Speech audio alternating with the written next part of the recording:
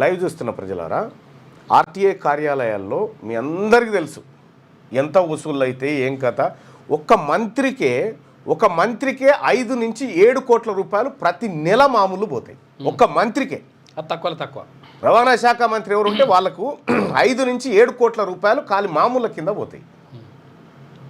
ఒక ఇన్స్పెక్టరు కనీసం 2 లక్షల పైచిలకు ప్రతి నెల ఇవ్వాల్సిందే మామూలు. అవి టెన్షన్గా మంత్రి గారికి వెళ్ళిపోతాయి. ఇప్పుడు రవాణా శాఖ మంత్రి పొన్నం ప్రభాకర్ గారు, అది ఎవరు అవునన్నా కాదన్నా జరిగింది ఇదే. గతంలో బీఆర్ఎస్ అధికారంలో ఉన్నప్పుడు హ్యాపీరావు, ఆ తర్వాత ఇంకో ఆయన ఉండగా వెలమైన ఆర్టీఏ ఆఫీసర్ ఉండే చూడగా ఆయన పాపారావు, వీళ్ళిద్దరు తీసుకునేది. ఇప్పుడు ప్రభాకర్ గారు నేరుగా తీసుకుంటారో మరి ఎవరైనా మధ్యలో పెట్టిరో ఏమో తెలియదు. కానీ 7 కోట్ల రూపాయలు, 5 నుంచి 7 కోట్ల రూపాయలు ఓన్లీ ఆర్టీఏలు చెక్ పోస్టుల నుంచి నేరుగా మంత్రికి వెళ్ళిపోయేటువంటి మామూలు. అది ఈ 1.5 పట్టుకొని ఎంతో అద్భుతం చేసినాం అన్నట్టుగా చూపిస్తా ఉన్నారు ఏసీబీ అధికారులు. కోట్లే.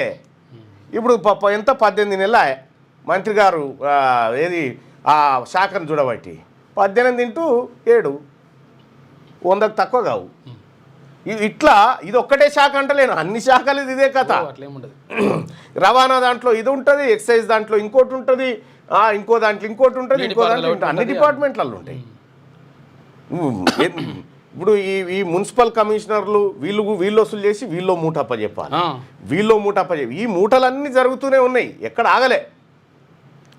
ఏసీబోల అవి చూస్తా ఉంటే నవ్వు వస్తా ఉంది.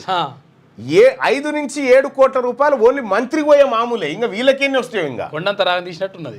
గట్లుంది కథ.